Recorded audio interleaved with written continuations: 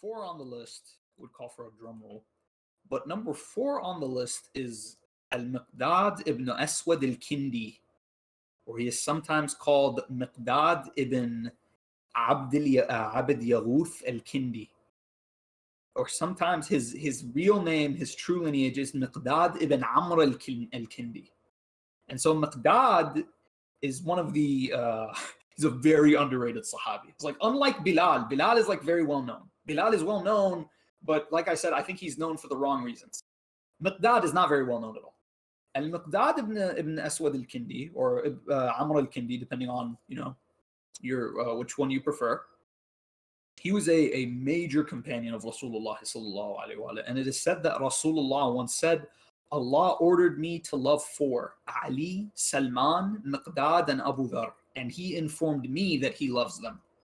And so Al-Miqdad is one of the top companions of Rasulullah sallallahu alaihi wasallam, in my opinion at least. I'm about to tell you why.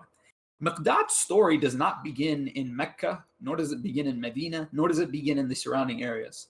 Miqdad's story begins in Yemen, in modern-day Yemen. I believe in the Hadramaut region. And so he's from Bani Kinda, which is a Yemeni tribe. And so Miqdad, in the early part of his life, he apparently got into some trouble. Him and another person, they got into a squabble, and so he killed that man. And so that man's tribe wanted vengeance. And so Miqdad had no choice but to pack his things and leave. And so he moved to Mecca. And so in Mecca, he met Rasulullah sallallahu alaihi wasallam. I believe it's in Mecca, actually. I'm not sure. Was it Mecca or Medina? I think it's Mecca. But anyone would like to double check, I would appreciate it. But anyway, al-Miqdad is not the son of al-Aswad al-Kindi, right? Al-Miqdad, when he came to Mecca, he needed to affiliate himself with a tribe, because you're not going to survive in Mecca for very long if you are not affiliated with a tribe, with a ashira. And so Miqdad, he was doing odd jobs around the city when he caught the attention of one of the nobles, who was a man by the name of al-Aswad, or sometimes he's called Abd Yaghuth.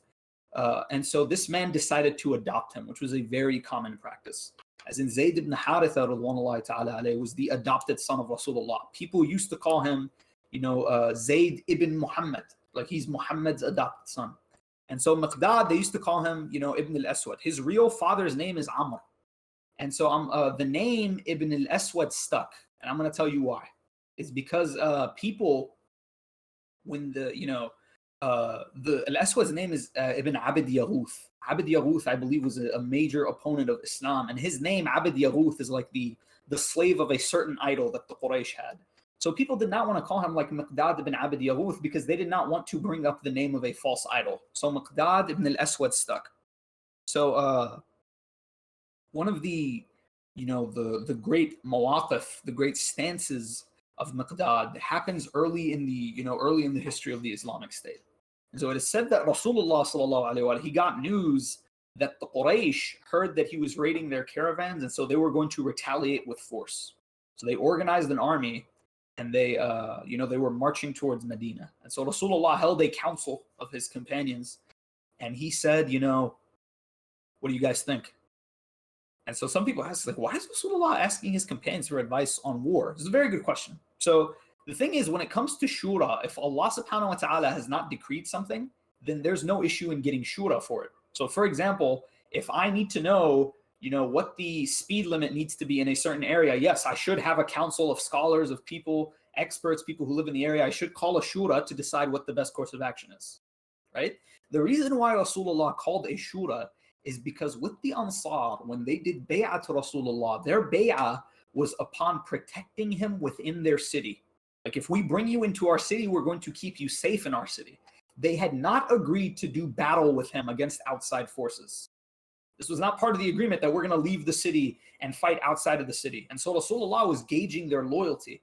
And so he asked, he said, what do you guys think? Quraysh is, this battle is going to happen. There's no avoiding it. And so one of Rasulullah's companions, he said, Ya Rasulullah, this is Quraysh. Quraysh has an honored status and a high status, and Quraysh has never been overcome in its history, which is completely false, by the way. Quraysh there were many times where Quraysh had been overcome. In fact, Quraysh is very good at overcoming itself. And so Rasulullah, when he heard this, like, okay, all right, thank you for your advice. Anyone else? And so another companion stood up and said, Ya Rasulullah, the other companion is right. This is Quraysh. This is, Quraysh is not going to be easy to defeat. And so Rasulullah was like, okay, all right, thank you. Appreciate it. Anyone else? Miqdad was in the audience. Miqdad, according to Abdullah ibn Mas'ud, Ridwanullahi ta'ala alayh, Abdullah ibn Mas'ud, he said, I would give red camels for this stance that Miqdad took on that day, because it was an amazing stance, right? One of the most epic stances that any Sahaba ever took. Miqdad said, Ya Rasulullah, we will not be like Bani Israel. Because the Quran, what does it say? Bani Israel used to tell Nabi Allah Musa. They say, Ya Musa, go fight, you and your Lord fight, and we're sitting here waiting. He said, Ya Rasulullah, you and your Lord go fight, and you will find us fighting with you. We're not Bani Israel. We're the best ummah. And so he said, Ya Rasulullah, if we have to do battle, if that is what Allah subhanahu wa ta'ala requires of us, then so be it. We'll take anyone on. And it is said that Miqdad, what did he say? He says, if you were to take us to the ocean, we would go with you. And back then, the Arabs, especially the Hijazis, traveling by sea was considered something very risky, very dangerous. So what's Miqdad saying to Rasulullah? He says, we're with you to the end of the line. And so Rasulullah sallallahu alaihi wasallam, when he saw Miqdad saying this, he smiled. This is the stance he wanted. The first two, that's not what he wanted. That's not what he was looking for. And so Rasulullah sallallahu alaihi wasallam said, what about the Ansar? And so Sa'ad ibn Mu'adh stood up. He said, Ya Rasulullah, I concur with what Miqdad has said. He said, we swore to protect you within our city, and now we swear to protect you and your message from anyone who threatens it. And so at the Battle of Badr, it is said that there were only 2 horses in the Muslim army. As in Battle of Badr, I've said this a couple of times. I really hope this sticks with you guys. Film al-Risala, as great as it is, the portrayal of the Battle of Badr is not historically accurate at all. Like, all the Muslims are wearing white and they're wearing armor and everybody has a sword. You got to understand, at the Battle of Badr, not even everyone had a sword. Most people, they were fighting with wooden clubs and pieces of palm tree wood, right? As in armor, forget about it. Only like a few Sahaba could afford to buy armor from the Jews within Medina, right? And then when it came to horses, how many horses did the Muslims have? They had 2 horses, right? Most of the Sahaba, they fought on foot. Al-Miqdad, Rasulullah sallallahu alaihi wasallam said, Miqdad, you take a horse. You're gonna need it, right? And so Miqdad, him and Zubair were the 2 Sahaba of Rasulullah, said at the Battle of Badr, who fought on horseback. And so Miqdad is very famous for his prowess in battle. He was said to be a fierce warrior. Him, alongside Imam Ali and Zubair and Abu Dujana and Abu Darda, are counted among the fiercest warriors in Rasulullah's army. And so he distinguished himself multiple times during the battle, right? And so, or during the campaigns and the battles of Rasulullah sallallahu alaihi wasallam. And so another thing that Miqdad is famous for, there's a hadith that I posted earlier where, let me see here. There's a hadith that I posted. I can't, it's not in front of me anymore, but I remember what it says. Essentially, when Rasulullah sallallahu alaihi wasallam, there was a certain point in his life in Medina where there was a tribal mentality he was trying to break. What is this tribal mentality? It's like, this is something that we still see, unfortunately, today in our communities, is if I'm from this tribe, I cannot marry into someone from this tribe because that tribe is lowlier than us, right? Their position is not as high as ours. And so Rasulullah sallallahu alaihi wasallam, he was trying to break this. He was trying to encourage the Muslims to marry between tribes. As in these tribes, your lineages, it's okay to be proud of your family, but not to the point where you think it makes you better than someone else, especially if you're both brothers in faith, right? And so there are many examples of this in Rasulullah's life. For example, Bilal was a slave. He's a slave of African origin. Who did he marry? He married the sister of Abdurrahman ibn Auf, who's from Quraysh. There is another companion of Rasulullah by the name of Julaybib or Juraybib. He was said to be a very physically unattractive man. Me personally, I don't think this is true. I think this was just the author's way, or the transmitter's way of saying, he kept getting rejected because of his, dark complexion. And so every tribe he would go to ask for a hand in marriage, they would refuse him because, he's we're this tribe and who's this guy? And so Rasulullah sallallahu alayhi wa sallam, he said to Julaybib, he said to him, go to this tribe and ask for this girl's hand in marriage and tell them I sent you. And so they said to him, he said to him, Ya Rasulullah, I said, I'm going to go, but I don't think they're going to accept. He said, don't worry about it, just go. Julaybib, he goes to that tribe and he asks the chief, I'm here to ask for your daughter's hand in marriage. And the chief basically says to him, he's like, get out or I will kill you. He's like, how dare you even suggest such a thing? And so the young lady, whose hand he came seeking, she heard this. And so she said, Dad, why did you send him away? He says, he wants to marry you and he's from this tribe or whatever. And so what did she say to him? This speaks to not only the genius of Rasulullah, but the intelligence of this young lady. What did she say? She said, Father, if Rasulullah sent him, who are you to question what Rasulullah wants? He said, this is a dishonor for your tribe. If you're so proud of your tribe, you want to go down in history as the tribe that disobeyed Rasulullah sallallahu alaihi wa sallam? And so they called Julaybib back and they allowed the marriage to go forth. And he later was martyred, I believe, in the Battle of Uhud. Right? But with regards to al-Miqdad, what did Rasulullah do? Miqdad is not even from Quraysh. He's from way out there. He's considered a foreigner. What did Rasulullah do with Miqdad? To them, Miqdad, I am going to marry you to my cousin. Right? Miqdad's wife, who was she? She was a lady by the name of Duba'a bint Zubair ibn Abd al-Muttalib. Not Zubair ibn Awam, Zubair ibn Abd al-Muttalib. So this is Rasulullah's his cousin on his father's side, his paternal cousin. He married her to Miqdad. And according to the hadith of the Ahlul Bayt, salamullahi alayhim, we have a hadith from Imam al-Sadiq. Imam al-Sadiq says that this Rasulullah did this specifically in order to show people. He says, listen, I'm marrying Miqdad to a woman from my tribe. Right? If he's good enough for my family, the rest of you have no excuse. But unfortunately today, there are some madhab in Islam who have a view, I remember what exactly it's called, but they have an opinion where if a marriage goes through, right, and some of the tribe members of one tribe do not believe in, they believe that the groom or the spouse or whatever is too lowly in position, right, then they could call off the marriage or they could cause a divorce. And this is something that's very, very infamous. And I believe it is a difference of opinion among the Sunni scholars. I believe Imam Malik was the only one who rejected it.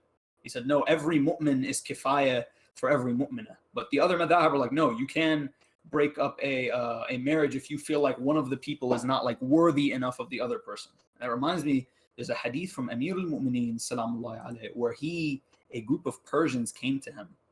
And they said to him, Ya Amir al-Mu'mineen, these Arab, they're, the way they treat us is very disrespectful. And, they refuse to trade with us. They refuse to give us women in marriage. And so we want your help. And so Imam Ali, he called a meeting of the chiefs and he sat down with them and he talked to them.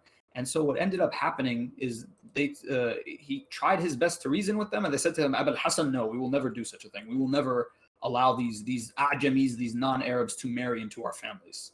And so Imam Ali came out of the meeting, clearly upset. And so he said to the Persians, he said to them, these people have treated you like the Jews and the Christians. They will marry your women, but they will not let you marry theirs. So what do? He says, they're refusing to trade with you. Do business amongst yourselves. And they're refusing to marry into your families. Be patient. And Allah subhanahu wa ta'ala will give you that which is better. And so Miqdad, Rasulullah sallallahu alayhi wa sallam, established this wonderful sunnah through him by arranging this marriage. There's also a famous story of Miqdad, Imam Amir al-Mu'mineen, salamullahi alayhi, who once left his home in order to, try to get some food for his family. And so he went into debt for a dinar. And so on his way back home, he saw Miqdad sitting on the side of the road and he looked upset. And Imam Ali said to him, Miqdad, salam alaikum, how are you? And so Miqdad gave a salam. It was a half-hearted salam. And so Imam Ali said, Miqdad, what's wrong? He said to him, Ya Abul Hasan, it's nothing. He said, Miqdad, Allah is your witness. Tell me what's wrong. What's bothering you? He said to him, Ya Abul Hasan, my kids are starving and I don't have any food. I don't have any money to go buy anything. And so Imam Ali took the dinar that he went into debt for and he gave it to him. He said, here, take this. It's a gift from me to you. Miqdad is also one of those companions who did not give bay'ah to the first Khalifa. He, was one of the most verbal people in his opposition to the first Khalifa, and it's said that he delivered a speech in the Mosque of Medina demanding an explanation for why the Quraysh had conveniently forgotten the bay'ah at Ghadir Khum. And so he is said to have participated in the conquest movement, I believe in the conquest of Syria and Egypt. And he passed away in the year 33 after the Hijrah, if my sources are correct. And so it is said that I think the last Khalifa he was concurrent with, he didn't make it to the reign of Imam Ali. But when he heard about the bay'ah of Uthman, when he heard that the Abdurrahman ibn Auf had decided to elect Uthman over Ali, it is said that he was sitting outside the house waiting for the verdict. When he got the verdict, it is said that he slammed the wall and he said, Ya Allah, how much dhulm has this Ahlul Bayt endured? And so the last few details of his life before we move on to the next one, it is said he had a son named Abdullah. Abdullah ibn al-Miqdad, unfortunately, fought against Imam Ali at the Battle of Jamal. And so when the battle was over and Imam Ali came across his mangled body, Imam Ali is said to have frowned and looked at him. He said, I was a good uncle to you, but you are not a good nephew to me. And then the last detail of Miqdad's life, his participation in the conquest movement netted him a lot of income. He made a ton of money during his, his share from the conquests. And so it is said that when he died, he bequeathed all of his belongings, all of his money to Imam al-Hasan and Imam al-Hussein, salamullahi alayhima. So he was loyal and loving and kind towards the family of his Prophet sallallahu alaihi wa up until the last moments of his life.